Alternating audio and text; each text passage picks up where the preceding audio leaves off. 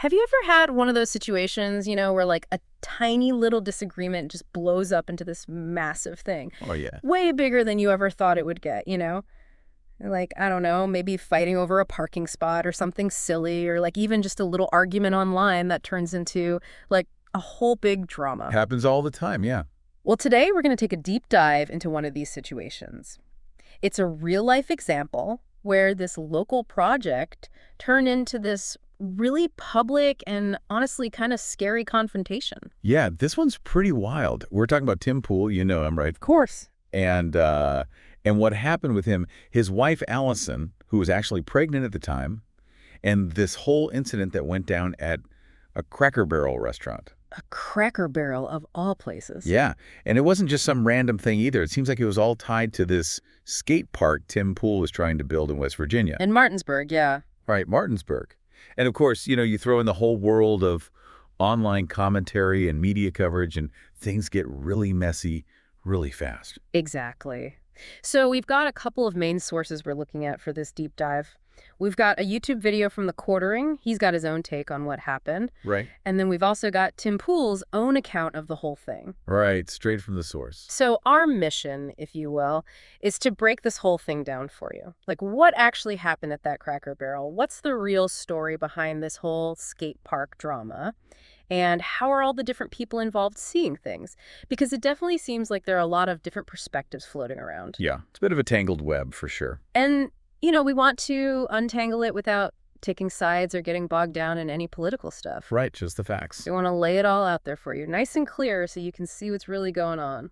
And keep in mind, our listeners might not all be super familiar with Tim Pool or this whole skate park situation. Yeah, some might be total newbies. So we'll make sure to explain everything in a way that everyone can understand, No jargon or anything like that. Yeah, keeping it simple but interesting. Yeah, exactly. We'll focus on what really matters and hopefully point out some of the more, surprising or thought-provoking parts of this whole story. Okay, so let's get right into it. This Cracker Barrel incident, it doesn't sound like it was just a polite disagreement. It sounds like it got pretty heated. Oh, yeah, no kidding. Yeah.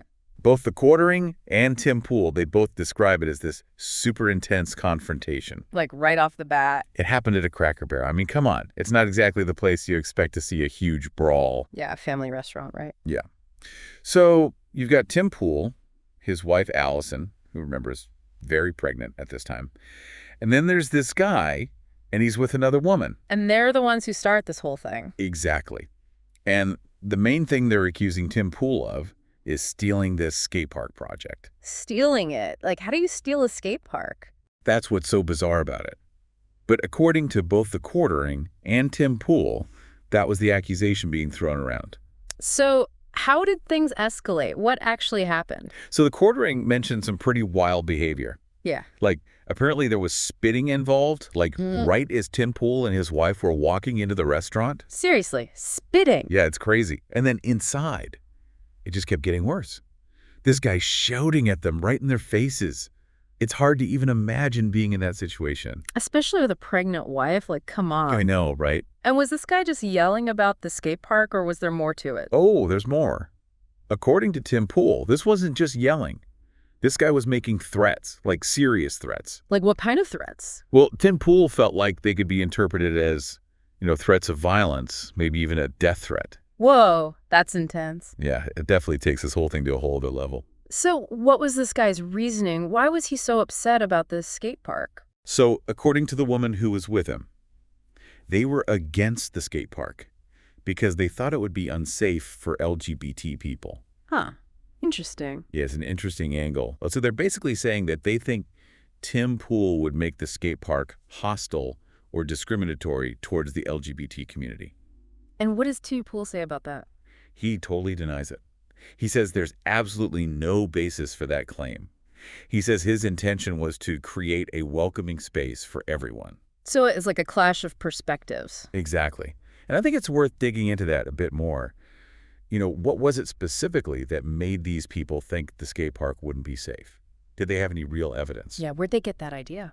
It's a good question. Maybe they had some past experience or something. It would be helpful to know more about their reasoning. Totally. So back to the Cracker Barrel, how did Tim Pool and his wife react to all of this? Well, understandably, they were pretty shaken up. Tim Pool says he was completely baffled by the accusations. Like, he just couldn't believe what he was hearing. Yeah, I mean, it seems like a pretty wild accusation to just throw at someone. Right. And as for his wife, Allison, well, she was pregnant, and this guy's screaming in her face. So she basically just told him to shut up. I mean, can you blame her? Not at all.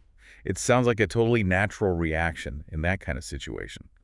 Protect yourself and your unborn child. So this whole Cracker Barrel thing, it seems like it's just the tip of the iceberg here. It all goes back to this skate park Tim Pool was trying to build. Exactly. So let's rewind a bit and talk about the skate park itself. Yeah, give us the backstory. All right, so Tim Pool and his wife, they bought this land in Martinsburg, West Virginia, and their plan was to build a skate shop and a private skate park. Private, that's an important detail. It is, yeah. It wasn't going to be a public park or anything. It was totally their own thing on their own property. But they ran into problems pretty much right away, right? Yeah. Oh, yeah, big time. Almost as soon as they announced their plans, they started getting threats. And the weird thing is, these threats were coming from people who weren't even from Martinsburg. Seriously, so not even locals? Nope. But they were claiming some kind of ownership over the area. Like they had some right to say what happened there. That's what it sounds like. Like they were saying, this is our turf and you can't build here. So who were these people? Were they, like, activists or something? That's a good question. It's not totally clear from the sources we have. It'd be interesting to know more about who they were and what their connection to Martinsburg was. Yeah, were they just trolls online, or were they actually from the area? Right. And what exactly did they mean by ownership? Was it some kind of organized group or just a bunch of random people? Lots of unanswered questions there. Yeah. But the point is, there was already this strong resistance to the skate park from the very beginning. And it wasn't just online threats either, was it? Nope. It went way beyond that. We're talking vandalism, destruction of property. Tim Pool says they found the site covered in spray paint, like slurs and gang symbols. Wow, that's messed up. It is, yeah. It takes it from being just words online to real-world action. And I bet that made it even harder for Tim Pool to get the skate park built. Oh, yeah, absolutely. In fact, it got to the point where the construction crews were too afraid to keep working on the project. Seriously. Like they were scared for their safety. That's what Tim Pool says. He says they were getting threats, and they just didn't feel safe being there anymore. So what happened to the project? Did they just have to abandon it? Well, it's kind of in limbo right now. Tim Pool says the city's gotten involved, and they're talking about taking over the property and maybe even shutting down the whole project. Wow, so all of this backlash might actually end up preventing the skate park from ever being built. Yeah, it's a shame, really. So it sounds like a combination of online threats, vandalism, and maybe even some pressure from the city. That's about the size of it. And this is where the media coverage comes in. Right, because TheQuartering seems to think the media played a big role in making this whole situation worse. Definitely. He specifically calls out the Washington Post for publishing what he calls fake news. Fake news. Yeah, he's basically saying they printed false or misleading information about Tim Pool and the skate park. And what's his argument there? What does he think the Washington Post got wrong? Well, he doesn't go into super specific details in the video, but he seems to be suggesting that they misrepresented Tim Pool's intentions and maybe even painted him in a negative light. So he's saying they created this biased narrative that made people more likely to oppose the skate park. Exactly. And he thinks that kind of reporting can really fuel negative emotions and lead to these extreme reactions like what we saw at the Cracker Barrel. You know, that makes you think about the responsibility of the media, doesn't it? It does. Because if they're not careful with how they present information, they can unintentionally contribute to real-world harm. And TheQuartering also mentioned another article that really bothered him, didn't he? Yeah, this one was from a guy named Tom Dunn, writing for a website called Boing Boing. And what was so bad about that article? Well, TheQuartering says it contained a bunch of false claims about Tim Pool. Like it said that Tim Pool was stepping back from his podcasting work to focus on his family. But wasn't his wife like 8 months pregnant at the time? Exactly. So TheQuartering is saying it was ridiculous to claim that Tim Pool was neglecting his family when he was clearly about to become a father. And he thinks that was a deliberate attempt to smear Tim Pool's reputation. That's how he sees it. Like they were trying to make Tim Pool look bad on purpose. And he thinks this kind of reporting contributes to a climate where people feel justified in taking extreme actions. That's his argument. He's saying that when people see these negative and potentially false stories about someone, they might feel like it's okay to attack them, even in real life.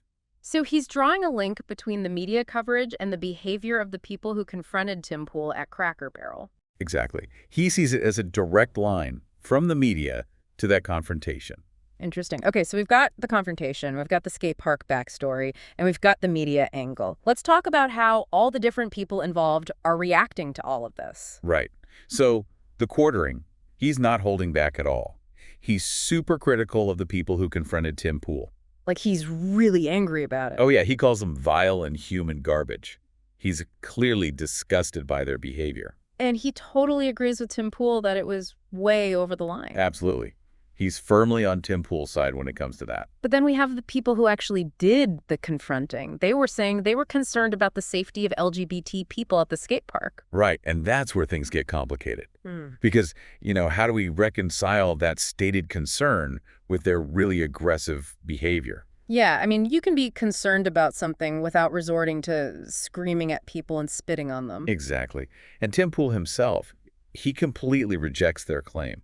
He says it's totally baseless. He's saying they have no reason to believe the skate park would be unsafe for LGBT people. Right. And it's worth pointing out, he's never said or done anything to suggest that he wouldn't welcome LGBT people at the skate park. So it seems like a classic case of miscommunication or misunderstanding. It does.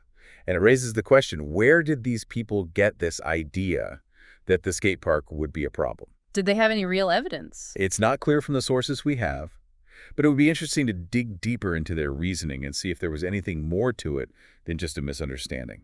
Yeah, I'd be curious to know if they had any specific examples or experiences that led them to that conclusion. Definitely. And it's important to remember that we're just presenting the information as it was given to us. We're not taking sides or saying who's right or wrong. Right. Our goal is to present a balanced view of the situation. Exactly. And to encourage critical thinking and discussion. Now, TheQuartering, he actually shares a personal story to try and illustrate what he thinks Tim Pool might be going through. Yeah, he talks about his experience with Magic, the Gathering. The card game. Yeah, the card game. He says he used to love it, but then he felt like the community became too dominated by what he calls leftist lunatics. Leftist lunatic. Yeah, that's his term. And he says he ended up feeling unwelcome and marginalized, like he didn't belong anymore. So he's drawing a parallel between his experience and Tim Pool's experience with the skate park. Exactly. He's saying that Tim Pool, even though he had good intentions, might be facing similar pushback from people with different ideological views. Yeah, and he even suggested something pretty radical, didn't he? Oh yeah, he said Tim Pool should just bulldoze the existing DIY skate park on the property out of spite.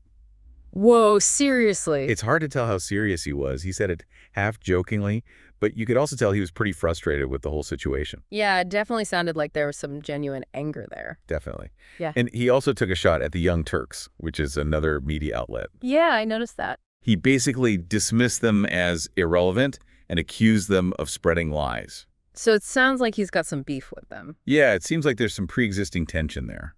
So let's switch gears for a minute and focus specifically on Tim Pool's account of the Cracker Barrel incident. What were some of the key things he highlighted? Well, one thing that really stood out was his confusion. Like, he genuinely seemed baffled by the accusations. He kept saying, I don't understand. Why would they think that? He just couldn't wrap his head around their logic. Exactly. And he also made a point of addressing this idea that he's some kind of rich kid who's out of touch with regular people. Right. He talked about his background. Yeah, he talked about growing up working class on the south side of Chicago, how he went bankrupt at one point, how he's done manual labor. He was basically saying, hey, I'm not some out-of-touch elitist. I've been through struggles, too. Exactly. And he also echoed TheQuartering's criticism of the Washington Post. Yeah, he blamed them for making the situation worse. He specifically said that their reporting contributed to the city's decision to potentially shut down the skate park project. So he sees a direct link between the negative media coverage and the real-world consequences for his project. Definitely. So let's try to sum this all up. We got this really intense confrontation at a Cracker Barrel, which seems to be connected to a controversial skate park project. There were threats, vandalism, media coverage that some people found biased, and a whole lot of conflicting perspectives. And in the end, it looks like the community might lose out on something that was supposed to be a good thing. That's a pretty accurate summary. And, it really makes you think about the power of information and how easily things can get twisted. It does. And it highlights the importance of critical thinking and being careful about what we believe and how we react to information, Because it's so easy to get caught up in the emotion of it all and lose sight of the facts. especially in today's world where information spreads so quickly. Exactly. And this situation also raises questions about the role of the media and their responsibility to report fairly and accurately. Absolutely. So I think we've given our listeners a lot to think about today. It's a complicated situation with no easy answer. Definitely.